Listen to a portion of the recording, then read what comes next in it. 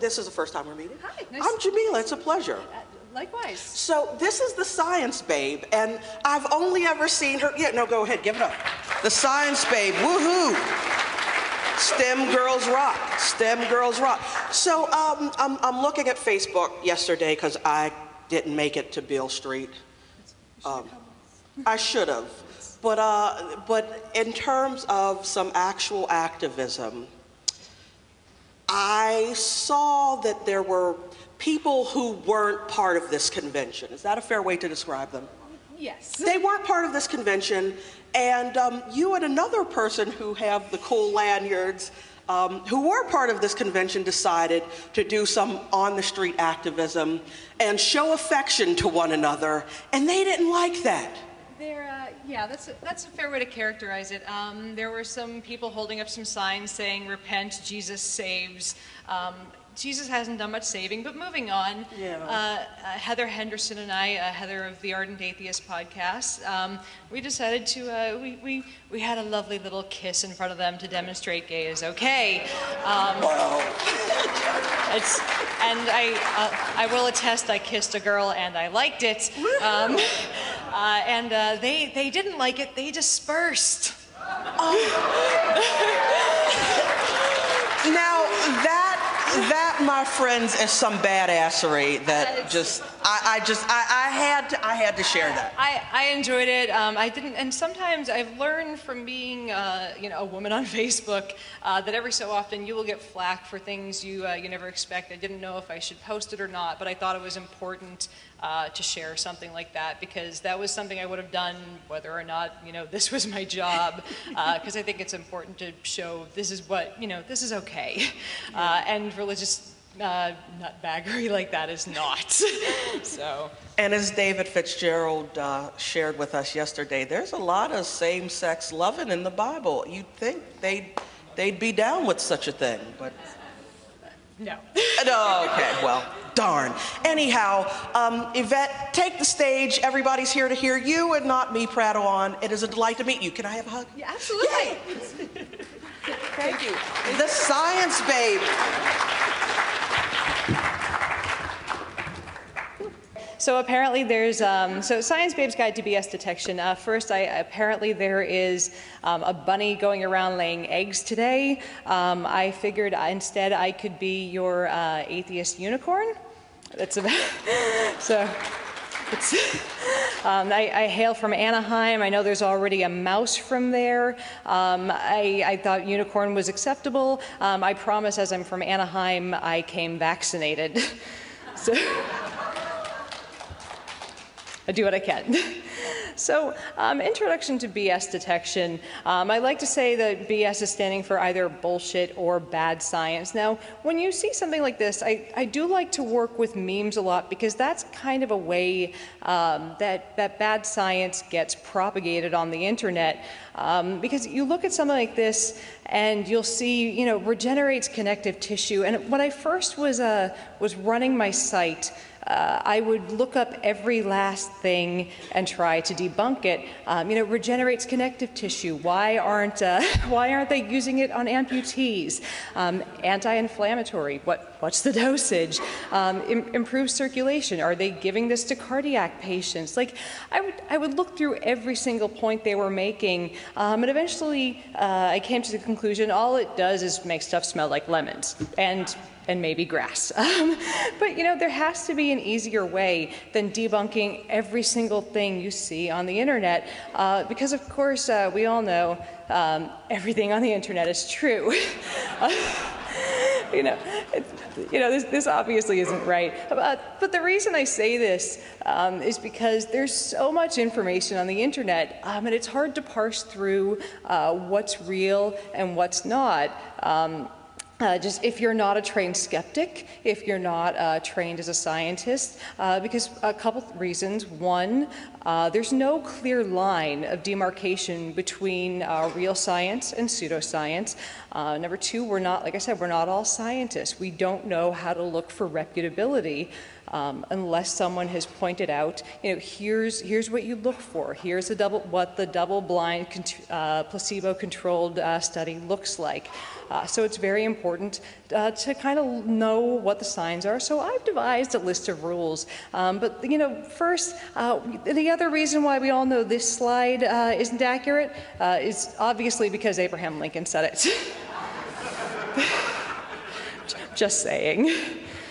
So my first rule, if they tell you that they are making a fortune on you so you can't trust them. So this is, it's the anti-corporation thing. Big pharma, the evil Satan, Starbucks, the reptilians. Where are my reptilians at? Yes, I shout out in the first row. So, this goes to the question, is profit always a reason not to trust someone? And I posit that not necessarily a reason not to trust someone. I used to work, not necessarily, I used to work at a pesticide company, and the regulations on testing in these industries is very tight.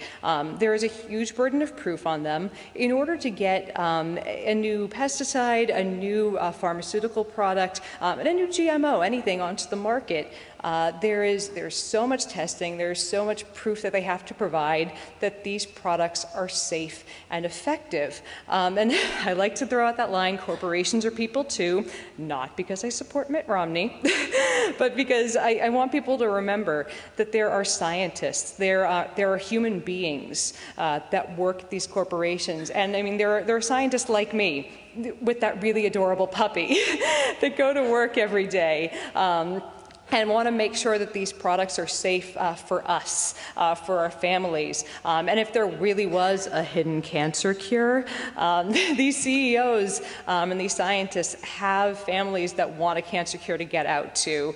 So it's horrible to think that these people would hide something safe, if their family would be helped. The other thing I like to point out, the food babe and I, that was the one time we were in the same room. She called us all paid shills. I adopted a puppy. And she's a corporation, so not necessarily evil. But the other side of this is that if they tell you to buy their alternative, organic, natural, now gluten-free product for 30% more, this is just going back to the natural fallacy. A lot of the times there's no proof that any of these products are better. And you always have to look, again, for a reputable bit of proof. Especially you have to look, are any of these terms regulated? What is the definition of natural or organic? And one of the big things I like to point out is that organic uses pesticides.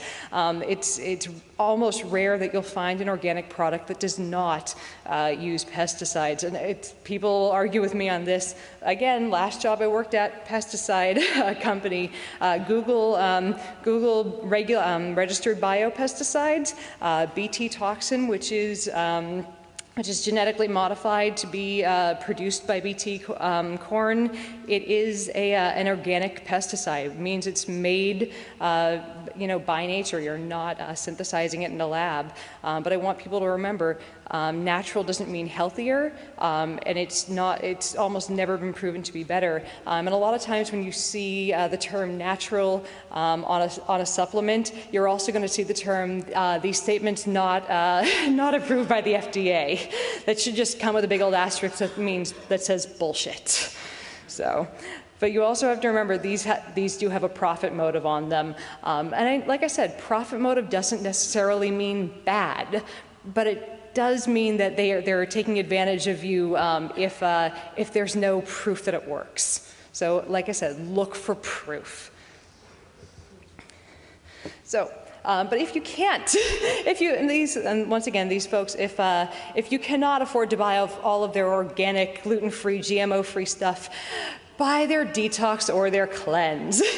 So if they mention toxins or a cleanse, probably BS. Now everybody, because cleanses are hot right now, seems to be peddling a cleanse to do something for you. The Food Babe always recommends a cleanse. The Bulletproof Diet gives their toxin-free coffee.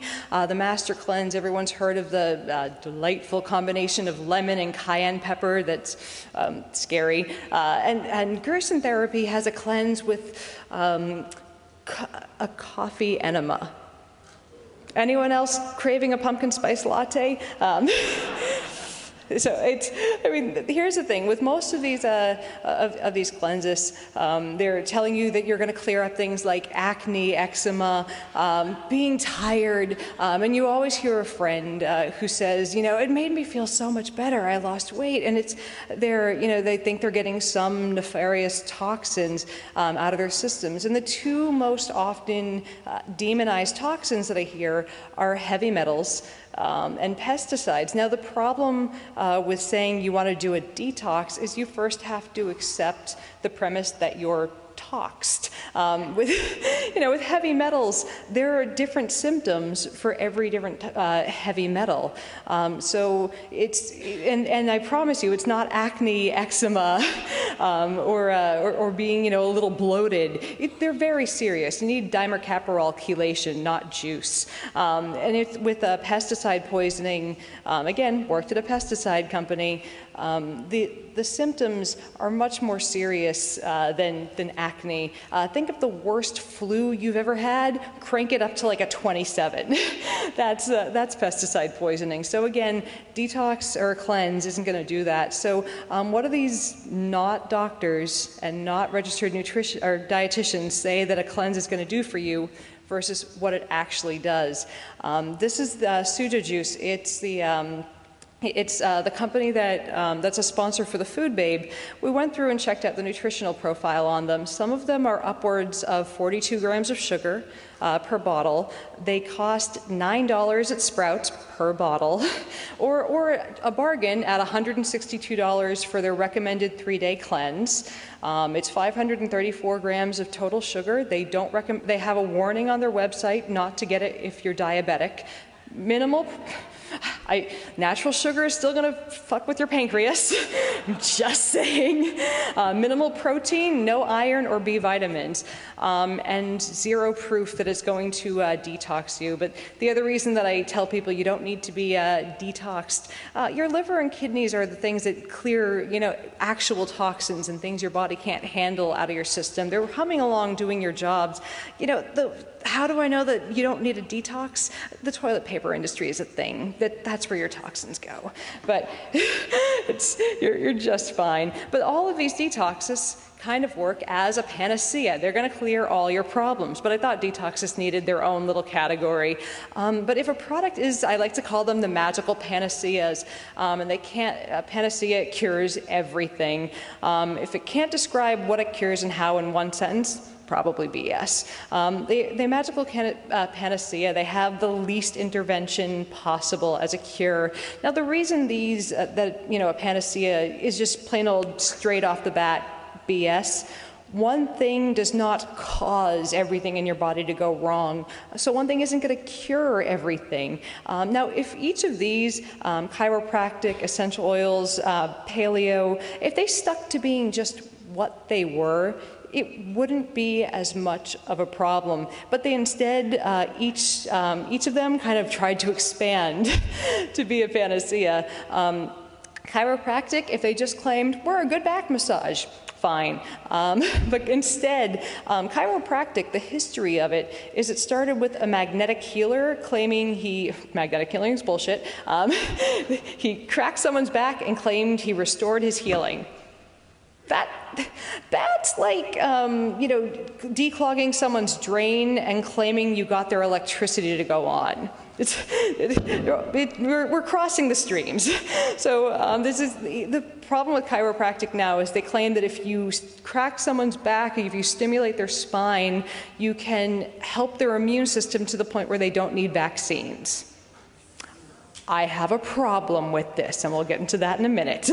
But this is not, chiropractic is not a panacea, because none of medicine is a panacea.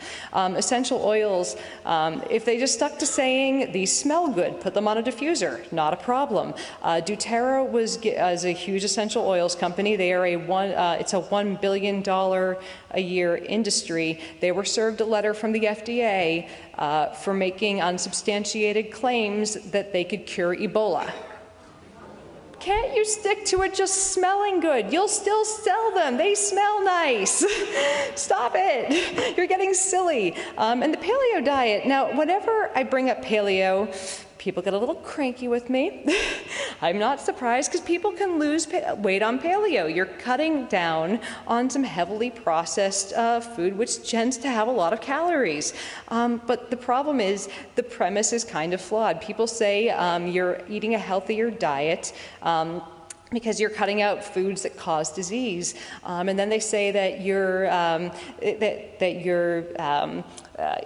cutting out foods that cause atherosclerosis. You're cutting out foods that you're going back to all the foods that nature made. Our diets today don't look anything, or the vegetables and produce that are available today don't look anything like what they did, 10,000 years ago, because of all of the selective breeding we've done, never mind with what we've done with genetic modification. So it's really disingenuous to say this is the diet of our ancestors. So if you think it works because you're cutting calories, that's fine, but don't go wooing on me. It's not bringing you back to the diet of our ancestors, though. It's a very silly claim, but silly claims, especially on the internet, we're used to them. If it's a medical treatment for something hard to cure, and you're hearing, the first time you're hearing about it is on an unheard of blog or on Dr. Oz's show, it's probably BS. So, I mean, one of the best ones I've seen online is that you can cure diabetes with cold showers. I couldn't even make that one up. Someone did, but that happened. So I like to use this picture for this one, just to kind of show how pernicious the marketing can be on the ads and websites. That's a picture of my friend Jennifer, and she took both of those in the same day for a demo for her website, that you can, make yourself look bigger or smaller with lighting and posing effects. She ended up finding it on a site that was selling diet pills. So if you see a claim that seems too good to be true, probably is.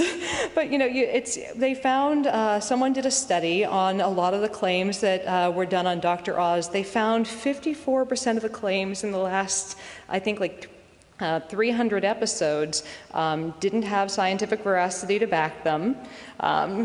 54% from a doctor, and he was a really good cardiothoracic surgeon.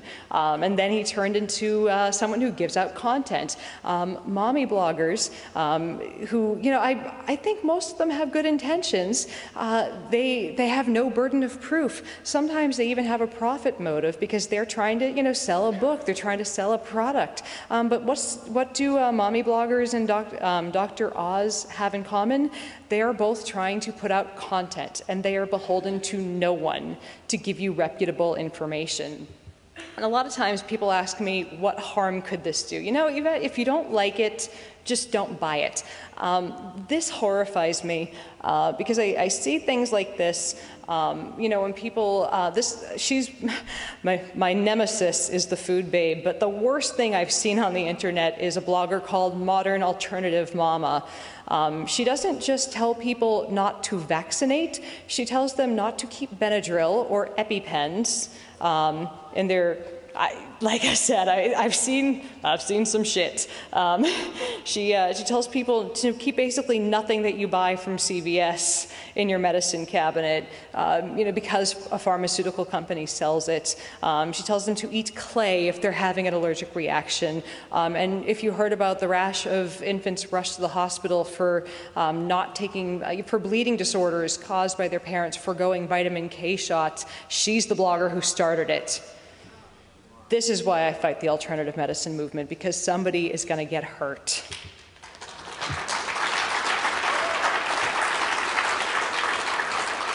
Thank you. And speaking of people getting hurt, we're on to the anti-vaccination movement. So and this is down to correlation being used interchangeably with causation, because people, because they conflate words. And the two things I like to bring up are vaccines and diet soda. Because a lot of times you'll see studies that say diet soda is correlated with obesity and with all these other problems. And sorry, it doesn't taste like obesity at all.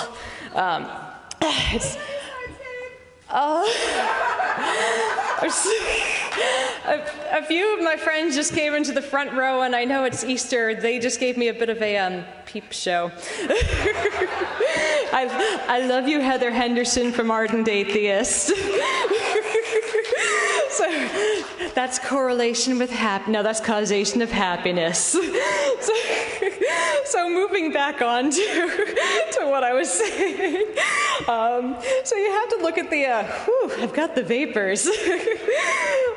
So moving back on with this, you'll never see a study that says, or not yet have you seen a study that says vaccines cause autism or that diet soda has caused weight gain. You'll have to look very carefully at the language in the study. So let's look at some spurious correlations. There's this wonderful website that collects kind of some strange correlations. Now, I don't think these doctorates that have been awarded have anything to do with the amount of uranium stored or death by anticoagulants, but it really is a great demonstration of the fact that correlation isn't causation. But let's have a quick look at the autism debate. Our diagnostic criteria has changed so that now instead of just being deeply withdrawn and nonverbal, we have the autism spectrum disorder. So of course, when you expand the definition of the disorder, you're going to have more diagnoses. So also our awareness of it has changed. So we're going to expand our diagnoses. It's not the food supply; it's how we're diagnosing it. Also, the rate of diagnosis is equal in the vaccinated and unvaccinated populations. And also autism is correlated with organic food sales. The other one I want to look at, these are both quotes from the same press release. Diet soda drinkers have all these health problems, but diet soda drinkers also tend to eat more calories and exercise less and be more sedentary. Is it the diet soda or is it the other lifestyle choices? So, and this brings us, so maybe these people are cherry picking because they started with a premise and they're only seeking out data that supports this. This gets us to some of the religious bullshit. So this goes to young earth creationism, the anti-global warming science. I mean, when I was studying, we had to start, we had to write down in our notebooks for forensics that we found red stains and that we were doing presumptive testing to see if it was or was not blood. And if you didn't put in the was not, you couldn't submit that evidence because you were showing bias. Science tries to take out all bias and not show absolutes. But I mean, we have, I love the example of the Bill Nye versus Ken Ham debate. One starts with one book, the other one starts with every book and says evidence could change my mind. The other says nothing can change my mind. I have another point to make with Bill Nye in just a second on evidence changing his mind. This is my favorite rule. If it's a Star Wars argument, something is better because it was done differently in a place a long time ago in a country far, far away. And this is one of the GMO arguments. I know there's going to be yelling on this eventually, but people argue we shouldn't do GMOs because they're not used elsewhere because the laws are different. And I think that this is a very bad argument. Because there are laws in other countries about things like, I don't know, that everyone needs to be the same religion, or that, gay people are not acceptable. And I think just a legal basis for this is not good. The other thing I want to bring up is that occasionally I'll get something like this forwarded to me saying, think something is better because it's older. The caption on this, I'm not sure if it's visible or not, is that this was a treatment in medieval Europe when people got the plague and when people got all sorts of diseases. What's the problem with this argument? People died. So they might have had this as a treatment, but it wasn't very effective. We opened all these new labs for a reason. The treatments that we had didn't work. And over to the GMO argument. Now, people want to argue against GMOs, but we still have a malnutrition issue. GMOs have never once been linked to anything negative health-wise. And again, I know this is a hot-button issue. We'll gladly engage on this. But we have to remember, Bill Nye, who was not a supporter of this and said evidence could change his mind, looked into it more, and taking the very scientific position allowed evidence to change his mind. And I'm an even bigger supporter of his now. But feeding this many people is a technological problem at this point. So we'll happily get into any discussion you want on this later. But things that are scientific versus aren't scientific, if something doesn't play by any of the rules of science, energies, mystic crystal healing, grounding. There's now a type of woo that I love called earthing, where you take off your shoes and just stand on the earth and absorb the energy. Not even wrong. I like to tell people, look for the word quantum. If it's not being used by a quantum physicist, no. And the last one, if it's the miraculous sounding story of an alternative medical treatment working, there are so many scary and fake cancer cures that are being sold. And I fell for the forks over knives story until I looked more into it, that she'd cure. There are so many of them trying to sell that you can solve cancer with a vegan diet. Ruth Heydrich, and I don't know if she was edited to look like this. She claimed that she cured her cancer with a vegan diet. They left out that she had surgery in the movie. How hideous is that? Chris Carr kind of sells sexy cancer. She has an incredibly slow-moving cancer that they said they weren't going to do any treatment for over a decade anyway. And instead is selling, again, a vegan diet is solving it. Jessica Ainscow, she was the wellness warrior, did public speaking events, sold detoxes, and just passed away in December. So again, sold a treatment that eventually killed her. And Kim Tinkham said she was going to think away the cancer. She's no longer with us. So it's whenever you hear this miraculous sounding medical treatment, as we all know, miracles don't happen. So it's horrifying, it's pernicious, and I hope none of you ever fall into this trap. Look for something with evidence. So if any and all of these rules, probably BS. So quickly, let's take a second look. So I hope that once you've seen all of these, if you see something like this in your inbox, in your Facebook feed, you'll never spend another second or another $1 on bad science. I'm the Science Babe. Thank you.